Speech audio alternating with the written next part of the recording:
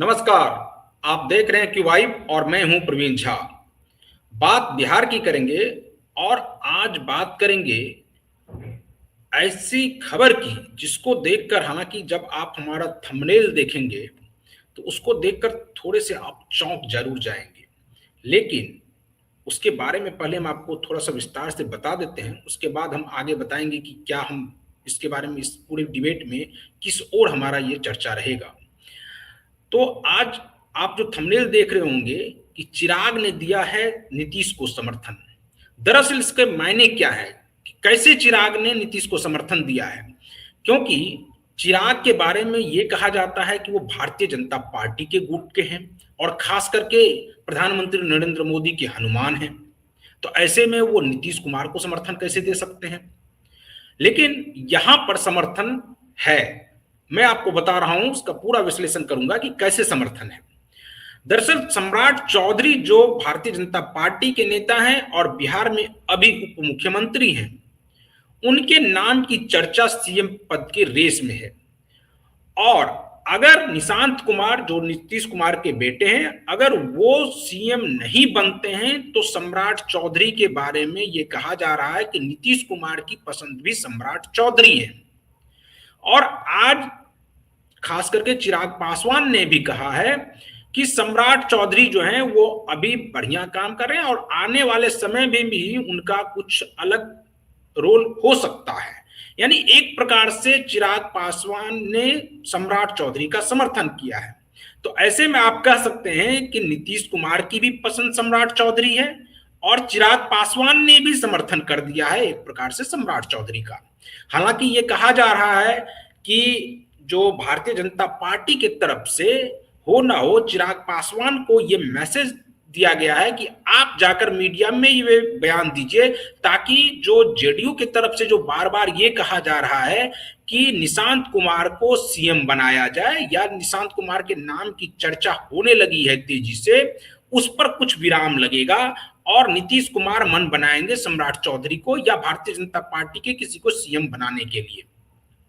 तो इस सब पर आज हम लोग चर्चा करेंगे और उसके बाद सम्राट चौधरी ने जहानाबाद में क्या कुछ कहा है उस पर भी हमारी नजर है कि सम्राट चौधरी ने नीतीश कुमार के लिए क्या कहा, वो भी हम आपको सुनाएंगे। और इस चर्चा में हमारे साथ हमारे राजनीतिक विश्लेषक जो हैं संजीव प्रियदर्शी जी, वो भी जुड़ रहे हैं। उनसे हम जानेंगे कि आखिर सम्राट चौधरी ने जो जहानाबाद में बयान दिया उसके क्या मायने हैं, और चिराग पासवान ने जो सम्राट चौधरी का इनडायरेक्ट ही बिना नाम लिए ही समर्थन एक प्रकार से किया है उसके क्या मायने हैं। इस सब पर हमारी चर्चा होगी अभी। तो आप इसको पूरे विस्तार से देखिए, आपको एकदम बिल्कुल क्लियर कट लगेगा कि आखिर चिराग पासवान ने कैसे नीतीश कुमार का समर्थन किया है। संजीव जी, हम आपसे जानना चाहेंगे कि ये जो चिराग पासवान का आज बयान आया है उसको आप किस रूप में देख रहे हैं? क्योंकि हम लोग जो चला रहे हैं कि चिराग पासवान ने नीतीश कुमार का समर्थन किया है, क्या आपको लगता है कि चिराग पासवान ने नीतीश कुमार का समर्थन किया है? निश्चित रूप से देखिए, चिराग पासवान को जब 5 में से 5 लोकसभा सीटों पर जीत मिली तो उसमें से 3 ऐसी सीटें थी जो बिना लवकुश वोटों के जीत ही नहीं सकते थे चिराग पासवान। और वो 3 सीटें थी, आप देखिए, एक तो समस्तीपुर, वहां पे कुछ वोटरों की अच्छी खासी संख्या है। दूसरा एक जमुई सीट है, वहां भी आप देखेंगे जमुई का लोकसभा सीट तारापुर के आसपास चला जाता है और तारापुर उनकी कंस्टिट्यूएंसी रही, सम्राट चौधरी वहीं से वो जीत कर भी आए हैं विधानसभा। और खगड़िया वाला जो लोकसभा सीट है वहां भी लवकुश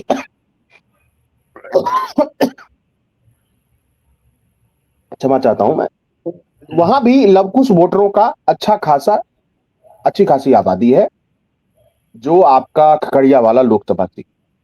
तो आप देखिए कि वो ये देख रहे हैं कि लवकुश समीकरण उनके फेवर में जा रहा है, बीजेपी की वजह से सवर्ण जुटे हुए हैं, पासवान वोटर उनको मिल ही रहा है। और जिस तरह से बीजेपी धीरे धीरे रविदास समाज में पैठ बना रही, क्योंकि इस बार शिवेश राम को उन्होंने भेजा है राज्यसभा बीजेपी ने, तो इससे उनको लग रहा है कि अगर लवकुश समाज से अगर सीएम बन जाए और अगर सम्राट चौधरी सीएम बन जाए तो वो बहुत ही फायदेमंद है। दूसरा ये भी है, जो आपने भी ये बात कही, दूसरी बात ये है कि बहुत अरसे से, यानी 2 नेता विजय चौधरी और संजय झा ने कुछ ऐसा संकेत दिया कि जैसे इससे पता चल रहा है कि वो जेडीयू के का सीएम चाहते। और फिर अरुण कुमार जो सांसद हैं, उन अरुण कुमार जो सीनियर लीडर है, पूर्व सांसद हैं, उनके बेटे ऋतुराज कुमार विधायक हैं, उनसे उनके घर पर जाकर निशांत मिले। और ये ध्यान रखिए कि सवर्ण नेताओं में सबसे पहले खुलकर निशांत को सीएम बनाने की मांग अरुण कुमार ने की और उसके बाद निशांत मिलने गए। तो बीजेपी को ये लग रहा है कि जेडीयू और निशांत की तरफ से तो बिना बोले बहुत सारी बातें कही जा रही है, लेकिन बीजेपी का तो कोई नेता बोल ही नहीं सकता, क्योंकि बोलने पर यह होता है कि कहीं नीतीश कुमार नाराज ना हो जाए, क्योंकि नीतीश कुमार चुपचाप काम करने वाले नेताओं में से गिने जाते हैं। तो इसलिए मुझे लगता है कि जब चिराग आज आए पटना, तो हो सकता है कि बीजेपी हाईकमान की तरफ से भी एक मैसेज हो उनको अब। और इसमें दो बातें छिपी। एक तो उन्होंने सम्राट चौधरी को कहा कि वो बहुत जिम्मेदारी से अपनी सारे पदों को निभा रहे हैं, और ऐसा संकेत दिया कि भविष्य में उनको और जिम्मेदारी और बड़ी जिम्मेदारी मिल सकती है। इसका मतलब ये है कि बीजेपी ने खुद से ना बोलकर चिराग के मुंह से ये बुलवा दिया। ये भी एक, और इसमें चिराग को ये फायदा है कि वो बीजेपी हाईकमान को भी खुश करना चाहते एक तरह से। वो बैटिंग कर रहे हैं बीजेपी के तरफ से। उन्होंने कुछ भी नहीं कहा, लेकिन संकेत में सब कुछ कह दिया। और अब इससे ये भी स्पष्ट हो गया है प्रवीण जी, और कि सीएम के तौर पे बीजेपी सम्राट चौधरी को मानने के लिए तैयार हो गई, क्योंकि जिस तरह से चिराग पासवान के मुंह से सम्राट चौधरी की तारीफ की गई। और इससे पहले का कल का जो प्रोग्राम था, हमने बताया था कि चिराग को जो 29 सीटें मिली उसमें नित्यानंद राय की भूमिका थी।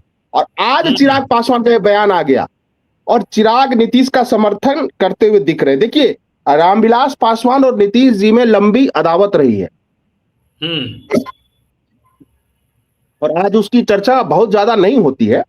दरअसल पहले रामविलास पासवान एक जमाने में पूरे दलित समाज के नेता हुआ करते थे, लेकिन जब नीतीश जी सीएम बने और आज भी सीएम है, तो उन्होंने दो बड़ा दांव चला। एक तो पिछड़ा से ज्यादा फोकस अति पिछड़ा पर किया, और दलित और महादलित, दलितों को दो हिस्से में बांट दिया। इससे रामविलास पासवान केवल पासवान समाज के नेता रहे। ये गुस्सा जो था, ये आक्रोश जो था, रामविलास पासवान जी ने अपने बेटे से व्यक्त किया। और इसीलिए इससे पहले के चुनाव में जेडीयू को 43 सीट पर लेकर आए चिराग। और पहले चिराग को भी ज्यादा वैल्यू नहीं देते थे नीतीश कुमार, लेकिन जब देखा कि चिराग उनको डैमेज कर सकता है, तो एक कुशल राजनेता की तरह चिराग को गले लगा लिया। चिराग भी गले शिकवे भूल गए और वोट का ट्रांसफर कर दिया इस बार के चुनाव में। और आप नतीजे देखिए कि जेडीयू को बहुत उम्मीद से भी ज्यादा विधायक मिले जेडीयू को। तो आप देखिए, चिराग और नीतीश कुमार के शुरू में, यानी नीतीश जी और दिवंगत रामविलास जी के बीच में ही वैचारिक मतभेद थे, क्योंकि रामविलास जी का यह मानना था कि लालू जी से ज्यादा डेंजरस पॉलिटिशियन उनके लिए, यानी पासवान समाज के लिए, नीतीश कुमार है। क्योंकि रामविलास पासवान जो दलितों के इतने बड़े नेता थे बिहार में, और वो बिहार के मायावती थे, उनको पासवान जाति यानी 5% तक समेट दिया था नीतीश कुमार ने महादलित बनाकर। और महादलित आयोग बना, महादलित के लिए बहुत सारी स्कीमें आई, और पासवान समाज को एलियनेट कर दिया गया दलितों। तो लेकिन इसके बावजूद आप देखिए कि चिराग क्या कह रहे हैं कि सम्राट चौधरी अच्छी जिम्मेदारी निभा रहे, आगे उनको और जिम्मेदारी मिल रही है। इससे एक बात स्पष्ट होती है। एक लाइन बस मैं एक लाइन आप उसके बाद आप कहें। दरअसल चिराग ये चाहते हैं कि किसी भी तरह जेडीयू के हाथ से सत्ता निकलकर बीजेपी के पास चली आए, मुख्यमंत्री की गद्दी, क्योंकि वो अपना हिसाब किताब अलग तरीके से चुकाना चाहते हैं। उनको लगता है कि उनके सामने अगर जेडीयू के हाथ से सत्ता बीजेपी के पास आ जाती है, तो उनका हिसाब किताब एक तरह से चुकता हो जाएगा। एक बात, दूसरी बात और इसमें महत्वपूर्ण है, बहुत ही महत्वपूर्ण है, कि अगर निशांत सीएम बन गए तो फिर चिराग के सीएम बनने का रास्ता भी बंद हो जाए, क्योंकि चिराग को ऐसा लगता है। हम आगे आएंगे, उस पर विस्तार से चर्चा करेंगे, वो हमारा इस पूरे डिबेट का वो पार्ट है। लेकिन अभी पहले हम एक बार थोड़ा सा अपने दर्शकों को आज जो चिराग पासवान ने क्या कहा है वो एक बार सुना देते हैं, ताकि हमारे जो दर्शक हैं उनको भी एकदम बिल्कुल क्लियर पिक्चर मिले। तौर पर एक बड़ी जिम्मेदारी प्रदेश के उप मुख्यमंत्री सम्राट जी निभाने का कार्य कर रहे हैं। ऐसे में आने वाले दिनों में और किस भूमिका में उनका मॉडल प्रदेश में दिखेगा, ये मुझे लगता है कि समय ही बताएगा। पर मैं मानता हूं कि जो नई सरकार भी बनेगी, उस सरकार, भले वो जिसके भी नेतृत्व में वो सरकार बने, उस सरकार में अनुभव मौजूदा मुख्यमंत्री नीतीश कुमार जी का, उनका अनुभव और उनका मार्गदर्शन जरूर रहेगा। जदयू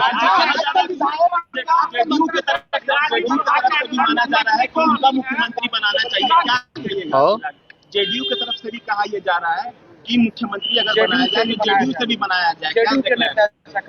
देखिए, ये गठबंधन के भीतर इन तमाम विषयों को लेकर बातचीत चल रही है।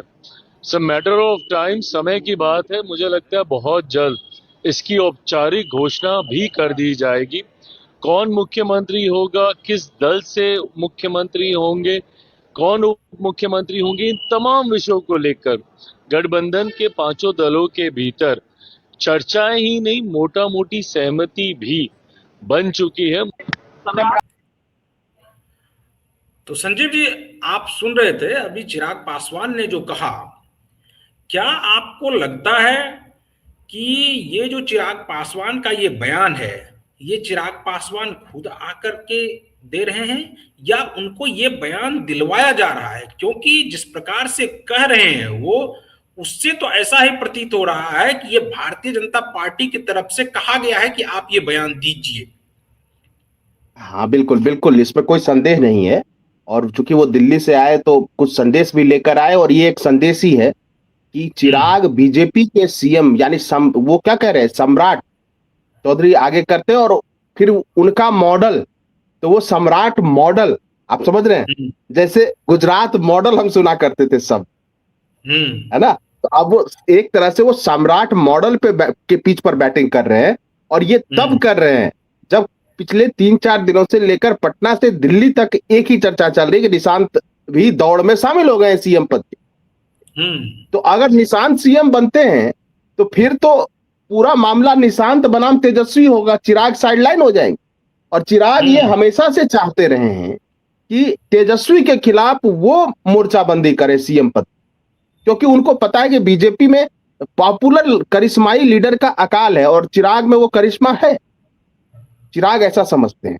लेकिन बीजेपी का ये प्रस्ताव था कि आप अपनी पार्टी का विलय कर लीजिए, चिराग अपनी पार्टी का विलय कर लीजिए, चिराग को सीएम का प्रोजेक्ट कर देगी बीजेपी, लेकिन उसके लिए भी चिराग तैयार नहीं है। लेकिन इस बात से स्पष्ट है कि बीजेपी के लिए बैटिंग कर रहे हैं चिराग पासवान, एक मॉडल कर रहे हैं कि सम्राट मॉडल, बिना मतलब घुमा फिरा के बोल रहे हैं, नाक को पीछे से पकड़ रहे हैं।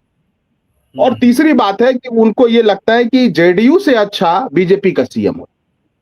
और चौथी बात, लवकुश वोट उनके पक्ष में भी रह जाएगा अगर सम्राट चौधरी सीएम बनते हैं तो ये सारा कुछ आप देखिए, पूरा एक समीकरण है इसके इर्द गिर्द। और आज तो फिर सम्राट चौधरी ने भी बहुत सारे बयान दिए हैं जहानाबाद में। उस पर मैं आ रहा हूं, लेकिन उससे पहले एक और सवाल कि अब आपने कहा कि अगर निशांत कुमार अगर सीएम बन जाते हैं, हो ना हो 1% भी या 10% भी मान लें कि अगर निशांत कुमार सीएम बन जाते हैं, तो चिराग पासवान, तेजस्वी यादव, इन सब का कैरियर एक प्रकार से फिनिश हो जाएगा। तो फिर चिराग पासवान के मन में जो ये चल रहा है कि बीजेपी का सीएम हो, यहां पर अगर कुछ बात नहीं बनती है तो फिर चिराग पासवान अपनी राजनीति को किस रूप में देखते हैं? नहीं, अपनी राजनीति देखिए, आप देखेंगे, ठीक है, उनके मन में सीएम बनने का एक सपना है, लेकिन अगर आप उनके पिता की राजनीति देखेंगे, दिवंगत रामविलास जी की, ज्यादातर उन्होंने सेंट्रल लेवल की पॉलिटिक्स की, केंद्र स्तर की राजनीति, और उसमें ज्यादा कुछ समझने की बात नहीं है। उसमें यह है कि अगर भविष्य में इंडिया गठबंधन कभी बहुमत में आया अगले चुनाव में, या वैसी स्थिति में आया, तो चिराग अपने श्री राम को चरण छू के प्रणाम करते हुए और दूसरे कैंप की ओर चल देंगे, उसमें कोई बड़ी बात नहीं है। क्योंकि रामविलास जी का ये कहना था, मेरा सवाल इसलिए था ये, रामविलास, मैं एक लाइन में कह दूं इस पे। देखिए, रामविलास पासवान जी से जब पूछा जाता था कि पार्टी बदल जाती है, अलायंस बदल जाता है, लेकिन आप हमेशा केंद्र की सत्ता में रहते हैं। प्रधानमंत्री बदल जाता है लेकिन आप एक पोजीशन बरकरार रखते हैं। तो उनका जवाब देखिए कितना डिप्लोमेटिक था। उनका कहना था कि जिस समाज का वो प्रतिनिधित्व करते हैं, अनुसूचित जाति और दलित समाज का, वंचित समाज का, उसके कल्याण के लिए सत्ता में बने रहना जरूरी। तो वो ये कहते थे कि चाहे हम गठबंधन जो बदल दें, लेकिन उसका उद्देश्य जो है वो अनुसूचित जाति के हित के लिए। तो वो जो मौसम वैज्ञानिक का उन पे आरोप लगता है, उसका उन्होंने किस तरह से एक सामाजिक रूप से विश्लेषण किया कि वो उनके समाज के लिए जरूरी है कि वो केंद्र में रहें, सत्ता में रहें, और तभी वो उनके लाभ के लिए काम कर सकते हैं, उनकी रक्षा कर सकते हैं।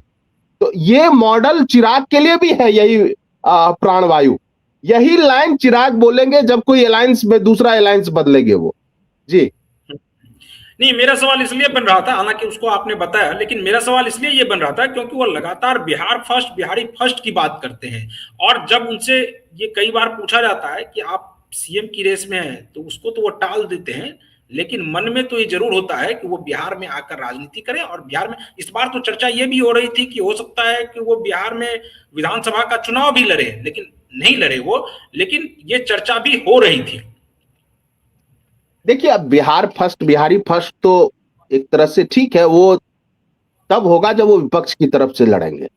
अब बिहार फर्स्ट, बिहारी फर्स्ट मतलब चिराग फर्स्ट, चिराग का परिवार फर्स्ट। जितने भी क्षेत्रीय दल हैं उसमें अब यही, अब जेडीयू भी उसकी अपवाद नहीं रही। Nitish first, Nishant first, Lalu ji first, तेजस्वी फर्स्ट।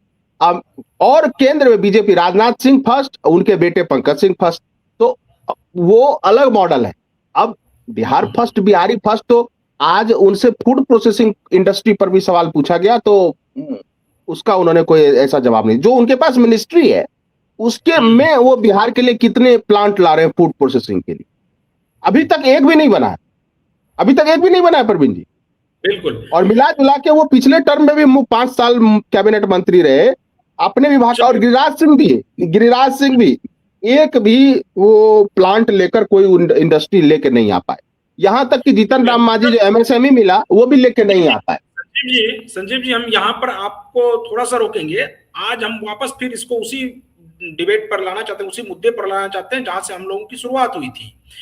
और आज जिस प्रकार से जहानाबाद में, अब देखिए कि नीतीश कुमार कहीं पर हर जगह, आज भी जहानाबाद में भी उन्होंने ये किया कि जब उनका भाषण खत्म हो रहा था नीतीश कुमार का, तो वो गए और वहां पर बीच में आप देखे होंगे कि मंच पर खास करके सम्राट चौधरी के पीठ पर हाथ रखते हुए कह रहे थे, और उन्होंने कहा भी कि अब आप लोगों का काम ये करेंगे।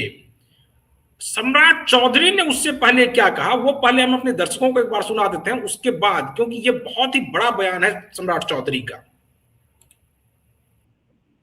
जिस तरह पंडित चाणक्य को याद किया गया, जिस तरह महाराज जरासंध को याद किया गया, महान सम्राट को अशोक याद किया गया, हम जरूर आश्वस्त करते हैं इतिहास के पन्ने में जब जब मगध की चर्चा होगी, बिहार की चर्चा होगी, नीतीश कुमार की चर्चा सर्वप्रथम करने का काम किया जाएगा। इसलिए साथियों, मैं जरूर कहूंगा कि आज भी नीतीश कुमार के नेतृत्व में सरकार चल रही है, और बिहार के तमाम लोगों को जरूर आश्वस्त करना चाहता हूं, आगे भी नीतीश कुमार के ही मार्गदर्शन में बिहार की सरकार चलते रहेगी। अब यहां पर एक सवाल बनता है संजीव जी कि जिस प्रकार से लगातार ये कहा जा रहा है, खास करके ये तो जेडीयू के नेता भी कह रहे हैं कि उनके मार्गदर्शन में चलेगा, और क्या ये भारतीय जनता पार्टी के तरफ से सम्राट चौधरी को भी ये मैसेज दिया गया कि आप भी कमोबेश उसी लाइन पर भाषण देंगे? उन्होंने भी कहा कि उनके मार्गदर्शन में ही ये सरकार चलेगी। आपको क्या लगता है कि अब धीरे धीरे भारतीय जनता पार्टी के अंदर जो सम्राट चौधरी के नाम को लेकर कुछ सस्पेंस बना हुआ था, वो अब बिल्कुल क्लियर हो चुका है? देखिए, दूसरे किसी नाम पर नीतीश जी मान नहीं रहे। नीतीश जी को एक तो ये लगता है कि वही बात जो मैंने पहले बोली थी कि एक तो उसी समाजवादी परंपरा यानी शकुनी चौधरी और वही त्रिवेणी संघ जो यादव कुर्मी कोयरी कत एक त्रिवेणी संघ था, उसी में से आते हैं सम्राट चौधरी। दूसरा, सम्राट चौधरी एंटी तेजस्वी जो पॉलिटिकल अलायंस है उसके केंद्र में बन चुके हैं बिहार में विधानसभा चुनाव के दौरान भी। और तीसरी बात यह है कि लव कुश का समीकरण भी जारी रह सकता है और शकुनी चौधरी से उनके पारिवारिक रिश्ते भी रहे, सांगठनिक रिश्ते भी रहे। समता दल की भी स्थापना में शकुनी चौधरी का बड़ा योगदान था, जो इनके पिताजी। और बीजेपी को भी अब लग रहा है कि अब किसी और दूसरे का नाम आगे करें और फिर विवाद हो, इससे बेहतर है कि नीतीश जी अगर सम्राट चौधरी पे मान जाते हैं तो ठीक है, उसी को एक्सेप्ट कर लेते हैं। और सम्राट चौधरी को पावर तो बीजेपी ने दिया ही है, लेकिन इसमें देखिए बिटवीन द लाइन्स आप समझिए कि पंडित चाणक्य से तुलना हुई, महाराज जरासंध से भी तुलना हुई, सम्राट अशोक, महान सम्राट अशोक से तुलना हुई, वो सब भी ठीक। लेकिन देखिए आधुनिक चाणक्य तो अमित शाह जी को कहा जाता है। बीजेपी के नेता तो यही बोलते हैं कि आधुनिक चाणक्य अमित शाह जी है। अब देखिए कि जिस तरह से सम्राट चौधरी ने चाणक्य के से भी तुलना की मुख्यमंत्री नीतीश कुमार की, हाँ उसमें कहीं कोई, हम लोग तो सहमत है कि चाणक्य है, इसमें कहीं दो मत नहीं है। लेकिन आधुनिक चाणक्य तो अमित शाह जी भी हैं।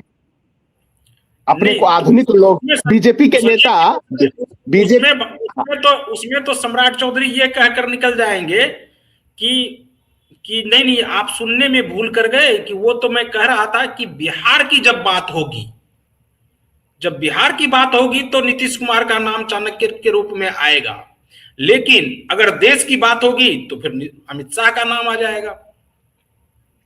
देखिए मेरा ऐसा मानना है, ठीक है ये तुलनाएं होती हैं राजनीति में, लेकिन ना कोई महान सम्राट अशोक बन सकता है। महान सम्राट अशोक बनने के लिए अफगानिस्तान तक सीमा चाहिए, श्रीलंका का शासक जो है उनके दरबार में बैठा हुआ होना चाहिए, और ना कोई भी जरासंध की भी तुलना नहीं की जा सकती। ठीक है, नीतीश कुमार जी अपने आप में एक अनुपम व्यक्तित्व है, इससे कोई इनकार नहीं कर सकता। एक ग्रेट लीडर है, ग्रेट स्टेट्समैन है। और ये देखिए कि जब से उनके जाने की चर्चा हुई मुख्यमंत्री पद से, तब से उनके विरोधी भी भावुक हैं, समर्थक तो भावुक हैं ही। और across the caste, across the religion, Muslim भी बेचारे जिन्होंने वोट नहीं दिया, वो भी नीतीश कुमार को लेकर इमोशनल है। सवर्ण भी इमोशनल है कि नीतीश जी चले जाए। तो ये जरूर है कि यही महानता है कि जब पर्दा गिरता है तब कितनी ताली बजती है, उससे पता चलता है कि ये ड्रामा कितना हिट हुआ, इस ड्रामे को कितना पसंद किया। तो वो पर्दा गिरने से पहले जो ताली बज रही है, मुझे लगता है वो नीतीश कुमार जी की सबसे बड़ी राजनीतिक उपलब्धि है, और विरोधी भी उनकी तारीफ करते हैं, इसमें कोई दो मत नहीं। लेकिन मेरा यह मानना है कि आप देखिए पंडित चाणक्य जो हैं वो भी एम्पायर बिल्डर्स थे, और जो भी कहते हैं कि चाणक्य बन गए अमित शाह जी, कोई कहता है शरद पवार जी चाणक्य हो गए, कभी कोई चाणक्य बन जाता है। मेरा ऐसा मानना है कि चंद्रगुप्त मौर्य, और आप इतिहास पढ़िए, चंद्रगुप्त मौर्य को राजप्रसाद में बिठाने के बाद और घनानंद को जंगल में भेजने के बाद भी पंडित चाणक्य किसी राजप्रसाद में नहीं, कुटिया में रहे। बहुत ही साधारण जीवन, कोई ऐश्वर्य भरा जीवन नहीं, और हमेशा ज्ञान में चिंतन में लगे रहे, चाहे वो अर्थशास्त्र की रचना उन्होंने की हो या और भी जितने भी उनके थ्योरीज हैं, चाहे वो स्टेट क्राफ्ट हो, चाहे गुप्तचर को लेकर उनका रिसर्च हो। मैं तो हैरान रह गया प्रवीण जी, यूएसए के जहां ऑफिसर्स की ट्रेनिंग होती है, वहां भारत से केवल एक चिंतक को पढ़ाया जाता है, और वो चाणक्य है। कोई भी जाके यूट्यूब पे सर्च कर सकता है, वो क्लासेस ऑनलाइन हैं जिसमें सारे ऑफिसर्स चाणक्य की विदेश नीति को पढ़ रहे हैं, चाणक्य की सामरिक नीति को पढ़ रहे हैं। तो जो भी महल में रह रहा है प्रवीण जी, आज के समय जो भी सत्ता का डायरेक्ट लाभ ले रहा है, वो चाणक्य की से उसकी तुलना नहीं हो सकती। चाणक्य विप्र भी थे, चाणक्य विद्वान भी थे, चाणक्य साम्राज्य निर्माता भी थे, और चाणक्य किसी जाति में नहीं बंधे थे। उन्होंने चंद्रगुप्त मौर्य को उनकी क्षमता, उनकी प्रतिभा के आधार पर राज सत्ता पे बिठाया। उस समय जो आज कहते हैं ना कि जाति, बहुत सारे ऐसे जातिवादी एंगल से चाणक्य को देखते हैं कि अरे चाणक्य तो ब्राह्मण थे इसलिए उनकी निंदा होनी चाहिए। लेकिन आप देखिए चाणक्य ने प्रतिभा के आधार पर मौर्य वंश की स्थापना की। उन्होंने किसी दूसरे अपने जाति के लोगों को नहीं आगे बढ़ाया कि हमारी जाति हम हैं इसी से बढ़ाएंगे। तो देखिए वो जो राजप्रसाद में रह गया, जो महल में रह गया, जो सत्ता से सीधा लाभ लेता रह गया, वो चाहे कितना भी कूटनीतिक विजेता क्यों ना, वो चाणक्य नहीं। चाणक्य के लिए त्याग बहुत जरूरी है, चाणक्य के लिए समर्पण बहुत जरूरी है, और राष्ट्रवाद जो नेशनलिज्म है चाणक्य का, वो पूरी दुनिया में पढ़ा है। जी चलिए संजीव जी, आखिरी सवाल लेंगे कि क्या अब निशांत कुमार सीएम नहीं बन रहे हैं? क्या नीतीश कुमार ये मान लिए हैं कि अब जो है वो अगर इस्तीफा देंगे तो भारतीय जनता पार्टी का ही सीएम होगा? इस पर अब लग रहा है क्या कि नीतीश कुमार मान गए हैं? देखिए, नीतीश कुमार को भी समझना किसी अबुझ पहेली को समझने के बराबर है। उनको मनाने की कोशिश की जा रही है, इसीलिए कहा जा रहा है कि आपके ही मार्गदर्शन में बिहार की सरकार। लेकिन मार्गदर्शन ये भी राजनीति का सत्य है कि लालू जी कहते थे कर्पूरी ठाकुर जी के हिसाब से चलेगी, और कर्पूरी ठाकुर जी को जीप तक नहीं मिला। ये आप देखिए, लालकृष्ण आडवाणी के चर्चा के बिना अधूरा है, वो भी मार्गदर्शक में थे। मुरली मनोहर जोशी मार्गदर्शक में थे। हाँ, मार्गदर्शक कोई नेता बनना नहीं चाहता, या तो किंग बनना चाहता है या किंग मेकर बनना चाहता। तो अब देखते हैं नीतीश जी क्या करते हैं। चलिए, तो संजीव जी आपका बहुत बहुत शुक्रिया। तो जो दर्शक हमारे इस वीडियो को देख रहे हैं, अगर आप YouTube चैनल के जरिए देख रहे हैं तो चैनल को सब्सक्राइब कर लीजिए और वीडियो को शेयर कर दीजिए, कमेंट भी करते रहिए। अगर आप Facebook पेज के जरिए देख रहे हैं इस वीडियो को तो पेज को फॉलो कर लीजिए और वीडियो को अपने वॉल पर शेयर कर दीजिए, वहां भी आप कमेंट कर सकते हैं। एक्स हैंडल पर भी आप हमारे साथ जुड़ सकते हैं। बाकी तमाम खबरों के लिए आप बने रहिए QYB के साथ। मुझे दीजिए अनुमति। नमस्कार।